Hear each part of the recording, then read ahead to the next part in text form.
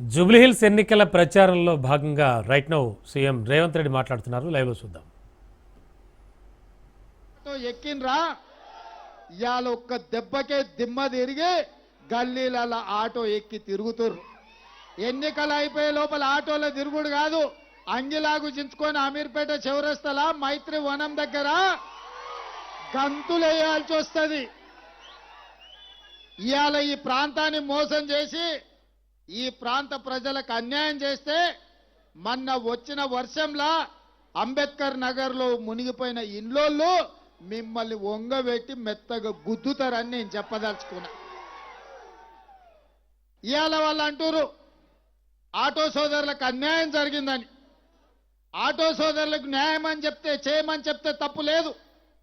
మా ఆటో సోదరులను ఆదుకోవాల్సిన బాధ్యత మన మీద ఉన్నది. కానీ ఆటో సోదరులకు అన్యాయం జరిగిందని ఇవాళ మా ఆర్టీసీలో ఆడబిడ్డలకు ఉచితంగా బస్సు ప్రయాణం ఇస్తే మా ఆడబిడ్డలకు బస్సు ఉచితం వద్దు, బంధు పెట్టురని ఈ దరిద్రులు బస్తీ బస్తీ తిరుగుతురు. మా అక్కల్ని అడగదలుచుకున్నా, మీ తమ్ముడు ముఖ్యమంత్రి అయినాక ఏ బస్సుల్లోనే ₹1 మీ దగ్గర అడిగినరా అక్క? వాళ్ళ పాలనలో అమ్మగారింటికి పోవాలన్నా, బల్కంపేట అమ్మవారిని దర్శించుకోవాలన్నా, యాదగిరిగుట్ట లక్ష్మీ నరసింహస్వామికి దండం పెట్టాలంటే ఇంటి ఆయన దగ్గర కిరాయి పైసలు అడగాలి. అమ్మని చూడాలంటే కూడా ఇంటి ఆయన నగదు ఇస్తే తప్ప మనం పోయే పరిస్థితి లేదు. కానీ ఇవాళ ఇంటి ఆయన అక్కడ ఆఫీసుకు పోతే ఆయన వచ్చే లోపల అమ్మగారి ఇంటికి పోయి అమ్మతో జరసేపు కూర్చొని మాట్లాడొచ్చే పరిస్థితి ఉంది. బిడ్డను మనవిస్తే బిడ్డ ఎట్లున్నదో చూసేద్దాం, మనవడో మనవరాలకో ఇంత ముద్దు పెడతాం, ఓ చాక్లెట్ ఇచ్చొద్దాం అంటే ఇవాళ మా అక్కలు ధైర్యంగా ఏడ బస్సు కనిపిస్తే గాడి ఇట్లా చెయ్యడ్డం పెడితే ఇవాళ మీ తమ్ముడు రేవంత్ రెడ్డి మీకు బస్సు ఉచితం ఇచ్చిండు. నిజం కాదా అక్క? మరి ఆ దరిద్రులకు కడుపు మంట ఏంది? ఆడబిడ్డ బస్సులో ఉచితంగా పోతే వాళ్ళకు బస్సు వద్దంటున్నారు. గింత దుర్మార్గులు ఎవడన్నా ఉంటాడా? 2014 నుంచి 2019 వరకు ఒక్క ఆడబిడ్డ కూడా మంత్రివర్గంలో మంత్రి ఇయ్యలే. అంటే ఇల్లు నడిపేటోళ్ళు, ఇల్లు చక్కదిద్దేటోళ్ళు, సంసారాన్ని సాగదీసేటోళ్ళు మా ఆడబిడ్డలు రాజ్యాన్ని నడపలేరా అని నేను అడుగుతున్నా.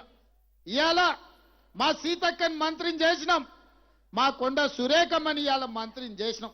మా ఆడబిడ్డలు రాజ్యం నడుపుతలేరా అని నేను అడుగుతున్నా. ఇవాళ ఆడవాళ్ళకు అన్యాయం చేసి అవకాశాలు ఇవ్వకుండా వాళ్ళని అవమానించి ఇవాళ సొంత చెల్లెలు కన్నీళ్లు పెట్టి ఊరూరు తిరుగుతుంది దరిద్రులు చేసిన మోసానికి. మా ఆడబిడ్డలకు న్యాయం చేస్తారా? మా అక్కల్ని ఆలోచన చేయమంటున్నా. ఇంటి ఆడబిడ్డ ఇల్లు తిరుగుతుంటే కంట తడి పెడుతుంటే 1000 కోట్లు పందికొక్కులాగా ప్రజల సొమ్ము దోసుకొని ఆడబిడ్డను జైలుకు పంపించిండ్రు. జైలుకు ఆడబిడ్డ పోతే ఇవాళ జైలు నుంచి వచ్చిన ఆడబిడ్డను ఆదుకునే పరిస్థితి లేదు. ఇవాళ అదే ఆడబిడ్డ బయటకు వచ్చి ఈ సన్నాసులు 1000 కోట్లు సంపాదించుకున్నారు, నన్ను ఇంట్లోకెళ్ళి బయటకు వెళ్ళగొట్టారని వాళ్ళ సొంత ఆడబిడ్డ చెప్తుంది. ఏ ఆడబిడ్డ అయినా తండ్రి క్షేమము, సోదరుడి అభివృద్ధి కోరుకుంటుంది. ఏ ఆడబిడ్డ అయినా కష్టం వచ్చినా కడుపులో దుఃఖం పెట్టుకుంటుంది. అత్తగారింటి కాడ కష్టం వస్తే అమ్మకు పోయి చెప్పుకోవద్దు, ఇచ్చిన కాడ పెరిగిన కాడ చిన్నతనం దేవద్దని కష్టాలను అనుభవిస్తారు. కానీ ఇవాళ వాళ్ళ ఆడబిడ్డనే సొంతంగా బజార్లకు వచ్చి వీళ్ళు దరిద్రులు, నీచులు, దుర్మార్గులు ఇవాళ పార్టీని తెగనమ్ముతున్నారు. సొంత ఆడబిడ్డ నన్నే బజార్లో ఇడిచిపెట్టిందని చెప్తున్నారంటే వాళ్ళ గురించి ఇంకా నేను చెప్పాలనా? ఇంటి ఆడబిడ్డ ఎప్పుడైనా ఇంటి గౌరవం తగ్గించుకుంటుందా?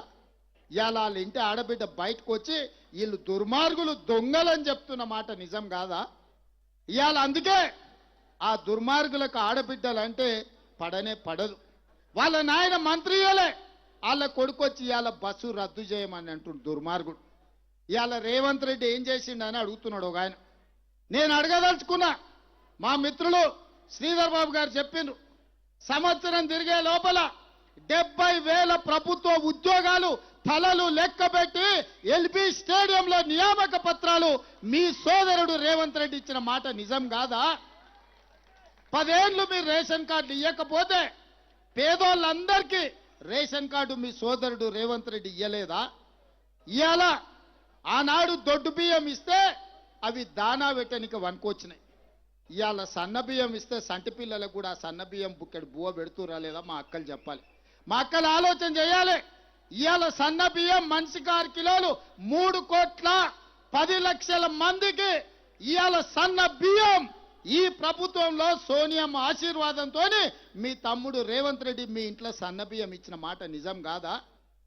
ఇవాళ పేదవాళ్ళు కూడా ఇవాళ మంచి అన్నం తినాలి, పిల్లలను జాగ్రత్తగా పెంచుకోవాలి. మన జీవితం ఎట్లో గట్ల గడిచిపోయింది, ఆ పిల్లలన్న బాగుండాలని ఇవాళ మీకు సన్న బియ్యం నేను ఇయ్యలేదా అక్క? ఇవాళ 200 యూనిట్లు కరెంటు ఉచితంగా మీకు ఇయ్యలేదా? ఇవాళ ఆర్టీసీలో బస్సు మీకు ఉచితం ఇయ్యలేదా?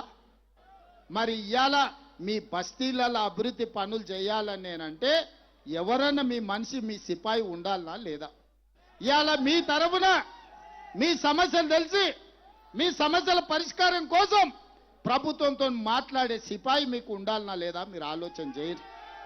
ఇవాళ వాళ్ళు అంటారు సెంటిమెంట్ అని. ఒకవేళ సెంటిమెంట్ గురించే మాట్లాడాల్సి వస్తే నేను ఒక మాట అడగదలుచుకున్నా. 2007లో ఈ హైదరాబాదు నగరానికి పేదోళ్ళ గుండెల్లో దేవుడుగా కొలువబడ్డ పి జనార్దన్ రెడ్డి ఆయన గుండె ఆగి చచ్చిపోతే పీజేఆర్ ఈ హైదరాబాదు నగరంలో ఇతర జిల్లాల నుంచే కాదు ఇతర రాష్ట్రాల నుంచి తండాలలో గూడాలలో మారుమూల పల్లెల్లో కార్మికులుగా ఇక్కడ శ్రమ చేసి బతకాలని వస్తే ఉద్యోగ ఉపాధి అవకాశాలు వస్తే గూడిచ్చి గుడిసేసుకోనికే మీకు అండగా నిలబడ్డ గొప్ప నాయకుడు కీర్తిశేషులు పి జనార్దన్ రెడ్డి. ఆయల్ల పీజేఆర్ గుండె ఆగి చచ్చిపోతే బద్ద వైరి పక్షాలైన టీడీపీ చంద్రబాబు నాయుడు పీజేఆర్ కుటుంబానికి ఏకగ్రీవంగా ఎమ్మెల్యేని చేయమని చెప్పిండు. బీజేపీ వాళ్ళు పీజేఆర్ కుటుంబానికి ఏకగ్రీవం చేయమన్నారు. బీఆర్ఎస్ వాళ్ళు టీఆర్ఎస్ నాడు చంద్రశేఖరరావు అభ్యర్థిని పెడితే పీజేఆర్ కుటుంబం కేసీఆర్ను గెలవనిక పోతే ఇంటి ముందల గేట్ కాడ 3 గంటలు నించోబెట్టిండు ఎర్రటి ఎండల. ఇవాళ మా ఆడబిడ్డ విజయారెడ్డి ఈయనే ఉన్నది, అడుగురు పీజేఆర్ బిడ్డ ఉన్నది.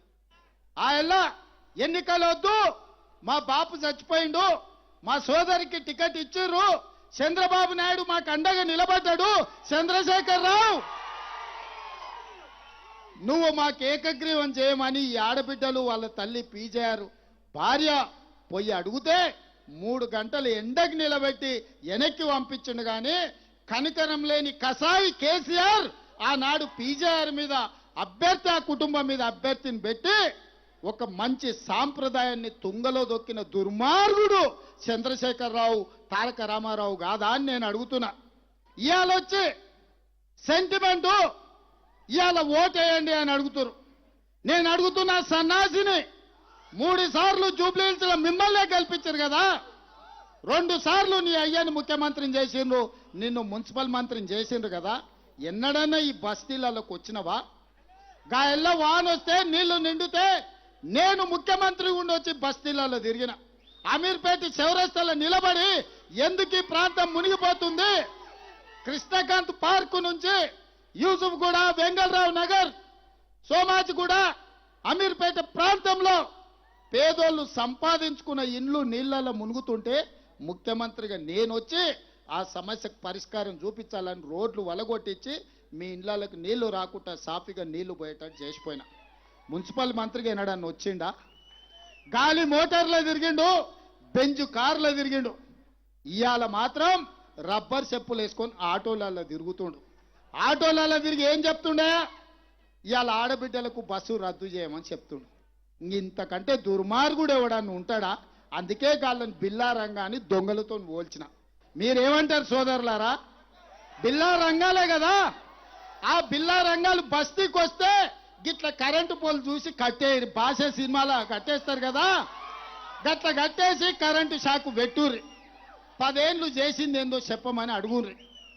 2 సార్లు ముఖ్యమంత్రి మున్సిపల్ మంత్రికి అవకాశం ఇస్తే మా బస్తీలకు ఏం చేసినామని లెక్క అడుగురు.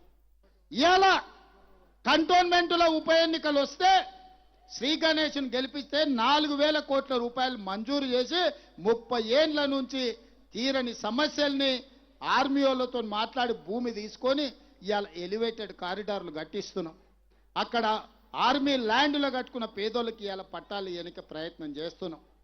ఈ 20 నెలల్లో నేను ముఖ్యమంత్రి అయిన తర్వాత మీరు ఎన్నుకున్న నాటి ఈ జూబ్లీ హిల్స్ ఎమ్మెల్యే ఒక్కనాడైనా ఒక్క కాగితం ఇచ్చిండా? మా జూబ్లీ హిల్స్లో సమస్యలు ఉన్నాయి, మా సోమాజిగూడ సమస్యలు ఉన్నాయి, మా వెంగళరావు నగర్లో సమస్యలు ఉన్నాయి, లేకపోతే మా బోడబండల సమస్యలు ఉన్నాయి, లేకపోతే మా యూసుఫ్ గూడల సమస్యలు ఉన్నాయి, లేకపోతే మా షేక్పేటలో మా మైనారిటీ సోదరులకి ఏమైనా చేయమని ఒక కాగితం ఇచ్చిండా? కాగితం ఇవ్వకపోతే ఇవ్వకపోయిండు. ప్రతిపక్ష నాయకుడిగా ప్రతిపక్ష ఎమ్మెల్యేగా అసెంబ్లీలో ఎన్నడైనా ప్రభుత్వాన్ని అడిగిండా? ఎన్నడైనా ప్రభుత్వాన్ని అసెంబ్లీలో నోరు తెరిచిండా? మరి ఇవాళ ఈ 2 నెలల్లో దాదాపుగా 300 నుంచి 400 కోట్లు ఈ బస్తీలలో ఇవాళ పనులు మంజూరు చేసినాం. పనులు జరుగుతున్నాయి. రేపు భవిష్యత్తులో మీ బస్తీలు బాగుపడాలంటే మీ తరఫున మాట్లాడేటోడు, మీ సమస్యల్ని పరిష్కరించేటోడు మీ ఇళ్లలో ఉట్టి పెరిగిన బిడ్డ నవీన్ యాదవ్ని ఎమ్మెల్యేగా గెలిపించండి.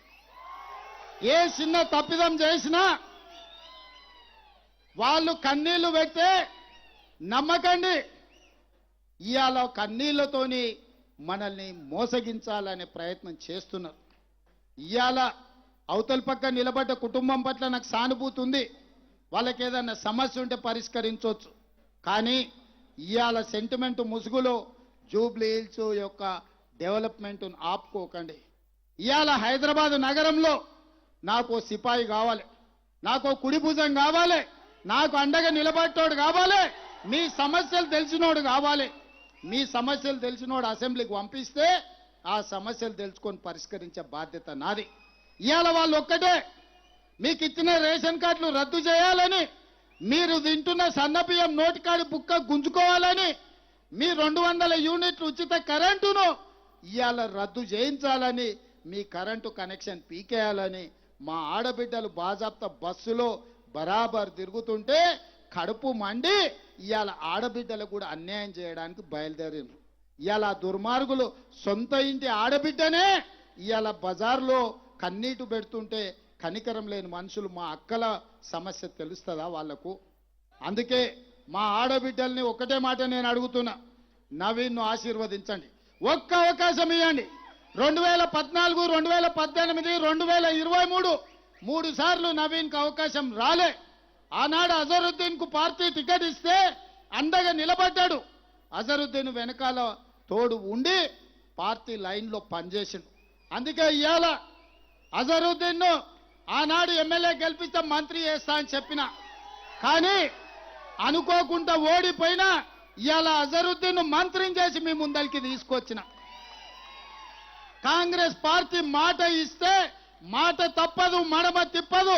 మీకు ఇచ్చిన మాట ప్రకారం ఈరోజు అజరుద్దీన్ మంత్రిని చేసి మీ సోమాజిగూడ చౌరస్తకు తీసుకొచ్చి నించోబెట్టిన. మీరు ఒక్క ఓటేస్తే మీకు 2 సేవకులు దొరుకుతారు.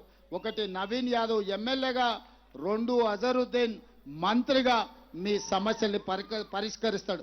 వీళ్ళే కాదు, మా రాజ్యసభ సభ్యుడు అనిల్ కుమార్ యాదవ్ను కూడా మీకు అండగా నిలబెట్టి మీ సమస్యల్ని పరిష్కరించిపించే బాధ్యత నాది. మా సంగీతమ్మ చిన్నగా వచ్చి షోలో చెప్తుంది, అన్న ఈడ ఎన్టీఆర్ అభిమానులు ఉండ్రు, ఈడ ఎన్టీఆర్ విగ్రహం పెట్టాలని. తెలుగు రాష్ట్రాలలో ఎన్టీఆర్ అభిమానులు కానోళ్ళు ఎవరైనా ఉంటారా? ఎన్టీఆర్ విగ్రహం అమీర్పేట మైత్రివనంలో పెడతంటే వద్దనే దుర్మార్గుడు ఎవడన్నా ఉంటాడా?